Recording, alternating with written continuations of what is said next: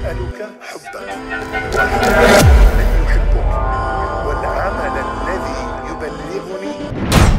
Jauh sebelum kemerdekaan Indonesia, kontribusi pondok pesantren dalam perjuangan fisik didahului dengan diskusi, perdebatan antar ulama dan para santri kemudian melahirkan perlawanan sengit kepada kolonial Belanda, meski di sana-sini banyak hambatan, terutama pengkhianat yang datang dari bangsa sendiri. Belum lagi ulama yang diimport penjajah Belanda antara lain dari kalangan Habaib Yaman, seperti Habib Usman bin Yahya yang bekerja sama dengan Snok Hugronje, atau di Aceh Habib Abdul Rahman Az-Zahir. Peran pondok pesantren sangatlah vital. Ia membangun pikiran kritis, bahkan pasca kemerdekaan, Hadratu Syekh Hashim Asy'ari mengeluarkan resolusi jihad untuk mengusir agresi militer Belanda dalam pasukan sekutu. Ketemu lagi dengan saya Gagan Prawira, dakwah digital dengan tema belajar dakwah bersama Rocky Gerung. Assalamualaikum. Keep fighting, bro.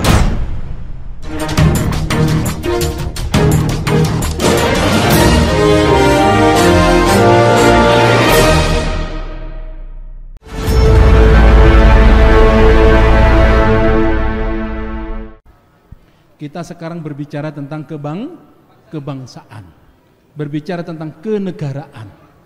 Bagaimana kita bisa mempersatukan bangsa Indonesia, mempersatukan umat ini, dan bisa mempersaudarakan seluruh anak bangsa.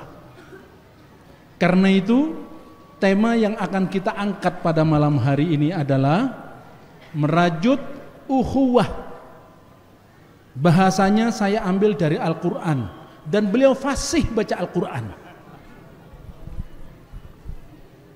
Jadi merajut ukhuwah. Ukhuwah itu persaudaraan dalam keberagaman, dalam perbedaan.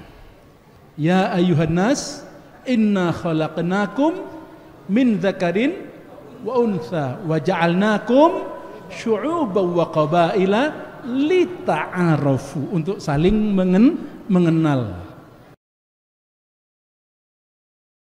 Seperti itu, menghargai perbedaan-perbedaan, menghargai keberagaman. Karena itu kita bersyukur kepada Allah Subhanahu wa taala. Pak Rocky bisa hadir di tempat ini. Pak Rocky beberapa tahun yang lalu di Pondok Pesantren Al-Islah ada pesantren singkat pelatihan usaha produktif. Pelatihan usaha produktif ini, pesantren singkat pelatihan usaha produktif ini diikuti oleh beberapa pondok pesantren dan beberapa panti asuhan dari Sabang sampai Merauke. Dari Merauke itu, dari Papua, ada 2 anak yang beragama Kristen. Pondok Pesantren Al-Islah dengan mobil Pondok Pesantren Al-Islah mengantarkan mereka, satu ke gereja Katolik, yang kedua ke gereja Protestan. Sampai ada orang mengatakan, ini Pondok Pesantren Al-Islah mobilnya sudah murtad.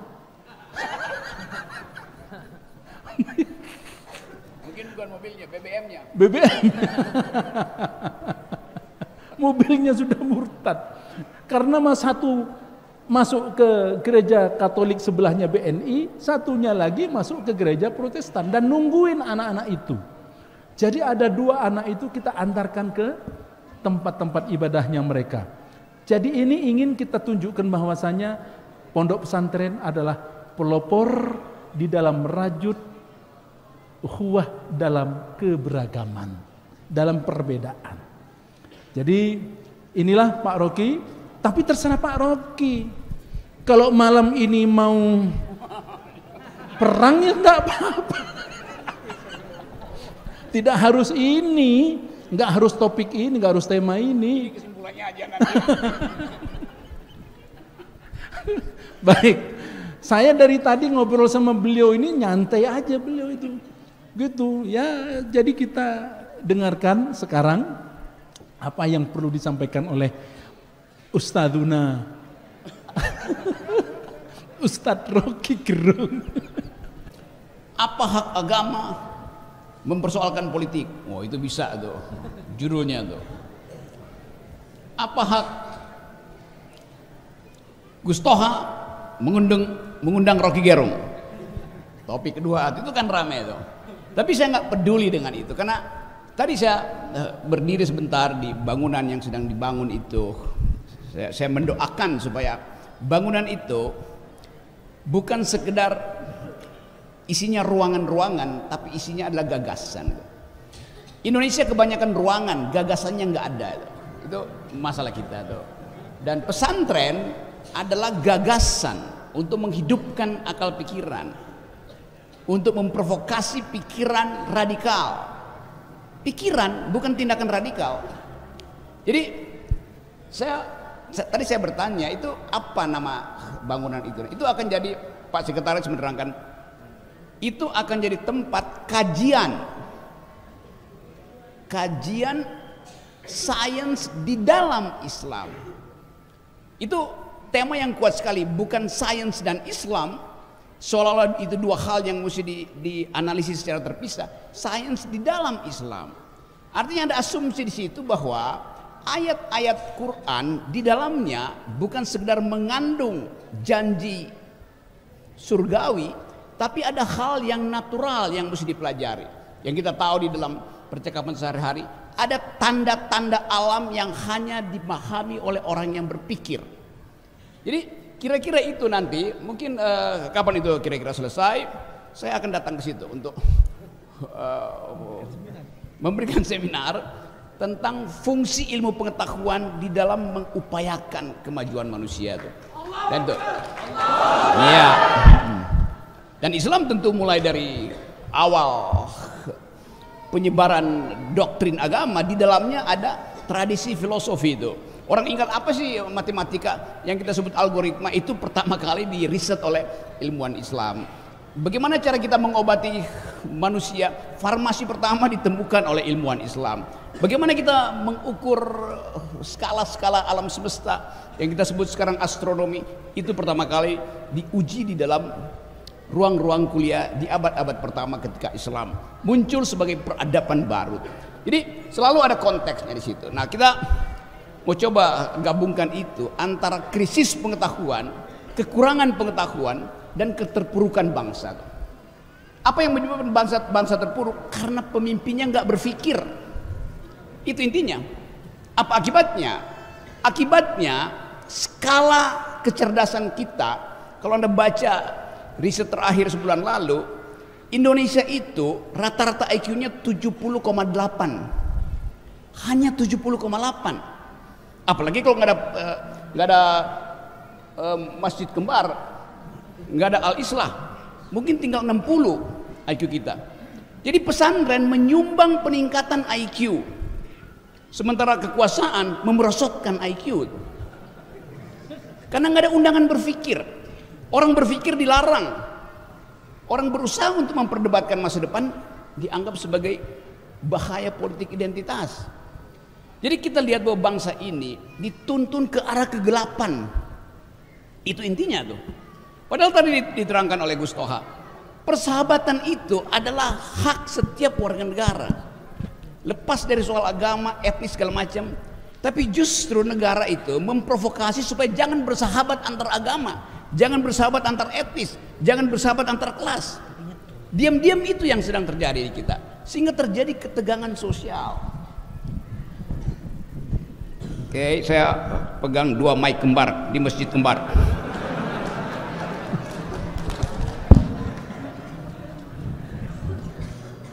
Bagian yang ingin paling nggak di dalam mungkin 1 jam ini kita ada semangat baru untuk tadi mengembangkan pikiran tentang kebersamaan berbasis perbedaan. Saya ulangi lagi tesisnya. Kita ingin kembangkan persahabatan, persatuan yang basisnya perbedaan. Karena fakta antropologi bangsa ini adalah perbedaan. Jadi betul tadi Gus Toha, demi perbedaan kita memerlukan persatuan. Demi perbedaan. Kalau negara bilang demi persatuan tidak boleh ada perbedaan, itu namanya dungu. Dari awal kita berbeda. Kalau berbeda dianggap teroris, kalau berbeda dianggap ekstremis. Padahal antropologi bangsa ini disusun berdasarkan ontologi perbedaan. Jadi justru karena ada perbedaan diperlukan persatuan. Bukan dibalik, demi persatuan gak boleh ada perbedaan. Itu kurang ajarnya negara tuh. Hal itu. Jadi sekali lagi, kalau kita ingin lihat perkembangan era, kita hidup di dalam semacam republic of fear. Kita cemas terhadap keadaan. Kita nggak tahu pasti akan ada pemilu atau tidak. IKN akan berlanjut apa tidak. Keadaan itu membuat kita seolah-olah nggak ada harapan lagi. Nah, ini forum yang kita pastikan bahwa kendati negara mengalami optimisme, kita tetap kendati negara pesimis dengan keadaan. Karena setiap kali kita dengar krisis global, Covid segala macam itu menyebabkan negara akan menunda pemilu sangat mungkin. Menyebabkan pemerintah tiba-tiba memberlakukan hal yang sudah diharamkan oleh Mahkamah Konstitusi, yaitu Omnibus Law. Jadi sekali lagi kita mau putuskan malam ini bahwa di Bondowoso ada optimisme bangsa ini bisa ditemukan kembali. Apa yang mesti kita temukan? Akal pikiran. Nah, tema malam ini betul sekali. Kita apa tadi bahasa temanya tuh Merajuk ke buah. bukan hati, ada kata-kata hati itu Tambena ate. temben ate, Tunggu hati. merawat hati, betul ya.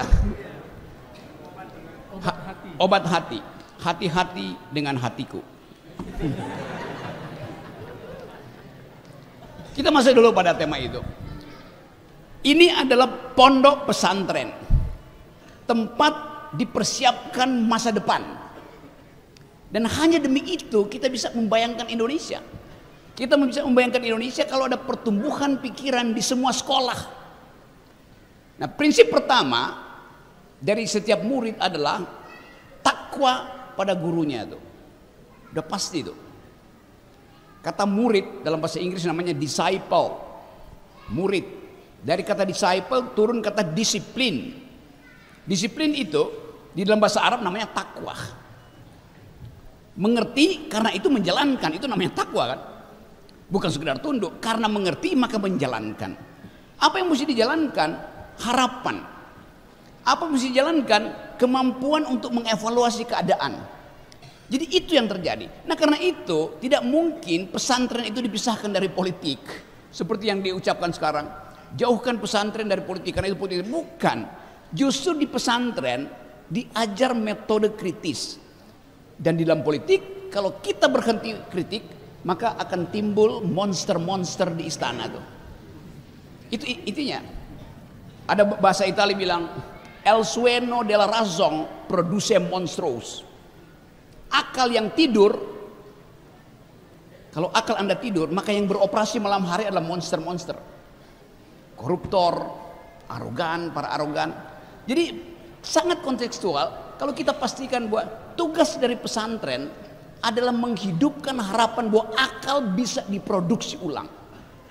Kita istilahkan itu. Kenapa? Karena selama 7 tahun ini akal kita tidur, akibatnya monster oligarki hidup. Beroperasi dia malam hari itu. Itu yang menerangkan kenapa bangsa ini nggak bisa bertumbuh berkompetisi dengan bangsa-bangsa lain. Kalau setiap kali kita dengar di media massa ekonomi kita baik, tumbuh segala macam tuh. Faktanya ini coba saya kasih data dulu karena ini kan kuliah tuh. Di zaman Pak Harto, harta kita dikuras oleh konglomerat.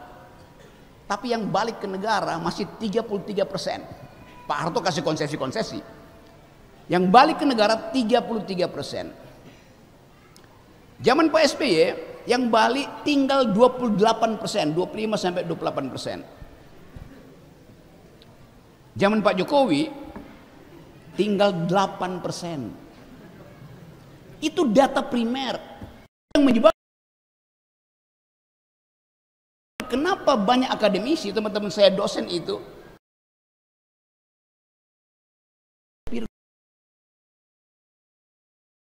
ojek. Padahal tukang ojek sendiri sebetulnya berhak untuk memperoleh penghasilan, jangan bersaing dengan dosen. Akibat struktur ekonomi, dosen yang harusnya kelas di atas ambil pekerjaan kelas di bawah. Jadi terjadi lagi konfrontasi hak. Itu disebabkan karena desain ekonomi, desain kebijakannya bobrok. Nah, itu yang diperlukan supaya kita paham bahwa arah bangsa ini betul-betul ada di dalam semacam kecemasan. Tetapi kecemasan itu kita butuhkan supaya kita bisa bikin evaluasi diri itu. Di dalam Al-Baqarah ayat 155 dikatakan, saya mulai ngutip, kami akan memberikan ujian, akan memberikan tantangan, yaitu sedikit ketakutan, sedikit kecemasan, sedikit kemiskinan, supaya kita bisa berpikir bahwa kita diberi sepenuhnya oleh alam semesta kemampuan untuk mengatasi kecemasan itu, mengatasi ketakutan. Tadi saya baca jurnal mana tadi? Ya, jurnalnya namanya Al-Isra juga tuh. Yang jurnal terakhir tuh ada keterangan dari dokter siapa yang berkunjung ke sini nih. Dan kelihatannya jurnal itu memperlihatkan seluruh aspek yang dibicarakan oleh negara tuh. Soal riset, soal organisasi, soal kurikulum ada di situ. Walaupun dia tipis, tapi saya baca dalam 10 menit saya dapat seluruh informasi tentang pesantren ini.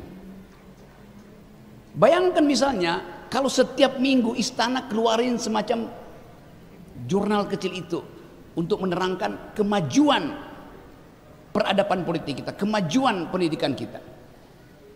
Tapi istana nggak punya data itu karena semua data buruk. Itu masalahnya ada di situ. Nah, saya menganggap sekali lagi bahwa di dalam persahabatan keberagaman itu ada hal yang bisa kita share sama-sama, yaitu keprihatinan terhadap keadaan dan harapan untuk memperbaikinya tuh. Quran adalah petunjuk. Petunjuk untuk apa? Semua ayat kitab suci adalah petunjuk yang harus dibaca dengan otak. Itu intinya, karena kita makhluk yang berpikir. Tentu petunjuk untuk paling nggak mengurangi kebatilan, menghilangkan kemungkaran. Paling nggak itu lebih dahulu deh. Kalau belum bisa memproduksi kebahagiaan, kemakrufan. Bagian ini bukan ditugaskan oleh kitab suci pertama-tama pada rakyat, tapi pada negara. Penguasa harusnya paham ayat itu, amar ma'ruf nahi mungkar itu pertama ayat untuk penguasa. Kenapa? Karena mereka yang potensi untuk menghasilkan ketidakadilan, mereka yang potensi untuk merampas kebahagiaan. Itu ayat untuk para penguasa. Yang anehnya penguasa ceramain itu ke kita, udah balik-balik coba. Rakyat tidak punya potensi untuk berbuat ketidakadilan. Hanya negara yang berpotensi membuat ketidakadilan. Dan ketidakadilan itu yang saya terangkan tadi, bahwa indeks kecerdasan bangsa ini drop. Di Asia, Indonesia itu nomor 30 dari 32 negara. Paling atas, paling bawah kecerdasannya. Padahal konstitusi kita menugaskan presiden untuk menghasilkan dua hal: cerdaskan kehidupan bangsa, pelihara fakir miskin. Dua-duanya nggak dilakukan oleh negara. Jadi itulah hak dari kita di sini untuk mempersoalkan ketidakadilan itu. Nah, Gus Toha tadi betul menerangkan bahwa sebaiknya ada upaya untuk mengkritisi dari kalangan akademisi itu. Tapi sering dianggap akademisi itu adalah mereka yang membantu presiden. Kalau Anda tidak ada di lingkaran presiden, Anda dianggap sebagai oposisi walaupun status Anda akademisi. Kan bajingan cara berpikir begitu kan? Kurang ajar. Apalagi kalau akademisnya muslim, dianggap ini untuk mempromosikan negara Islam. Udah ada semacam sinopsis di kepala bahwa kegiatan di pesantren itu adalah untuk menghalangi pemerintah. Itu buruknya tuh. Padahal di tempat ini calon presiden datang. Betul. calon yang mungkin batal tuh. Jadi teman-teman, ini malam yang buat saya berbahagia karena diingatkan kembali fungsi dari persahabatan, fungsi dari keakraban. Dan itu membutuhkan permenungan. Nah, di dalam permenungan itu kita tidak boleh sekedar memakai rasio, reason dalam bahasa Inggris. Ada hal di dalam Islam yang nggak bisa diterjemahkan, yang disebut kalau bahasa Inggris mungkin sebut reason itu akal yang bernalar, passion batin yang membaca. Tetapi bagaimana menerangkan misalnya istilah kolbu? Apa bahasa Indonesia untuk kolbu? Hati. Tetapi bukan hati yang ada bentuk fisiknya yang bisa sakit hati itu. Tapi hati dalam pengertian mampu memikirkan wisdom, itu namanya kolbu.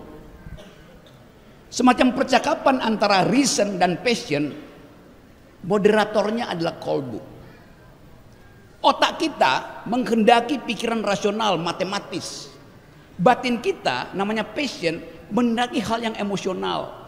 Kolbu berupaya untuk memahami tegangan antara reason dan passion. Filosofi di dalam teologi Muslim bilang begitu tuh. Karena itu susah untuk menerangkan bahwa ya sakit kolbu, nggak ada sakit kolbu. Yang ada sakit otak dan sakit jiwa. Kolbu adalah obat. Tempat ketika kita letih di dalam pikiran, kita berhenti dan minta kolbu itu bicara. Ketika kita emosi, kita berupaya tekan emosi itu, dan itu adalah hasil kerja kolbu. Bagian yang suci itu yang hilang dari bangsa ini. Kehilangan kolbu itu lebih bahaya daripada kehilangan akal dan kehilangan batin.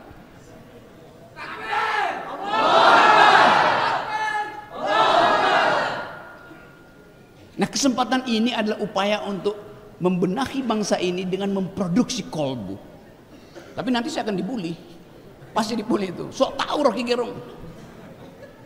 Ngomong apa dia? Ada yang akan menjelaskan. Ustaz Toha tuh. Jadi teman-teman, pesantren fungsi utama adalah mengucapkan kejujuran karena diperintah oleh kolbu. Mengucapkan kemerdekaan berpikir karena menginginkan ada pertengkaran argumen. Memanfaatkan momentum-momentum politik supaya bangsa ini jangan diselundupkan di dalam wacana atau headline yang kita baca setiap hari yang gak ada isinya tuh. Jadi teman-teman, itu kultum saya hari ini. Nanti sebelum kita bercakap-cakap, tapi saya ingin mengatakan kesenangan hati saya karena diundang di tempat di mana pikiran itu dihargai. Terima kasih. Assalamualaikum warahmatullahi wabarakatuh.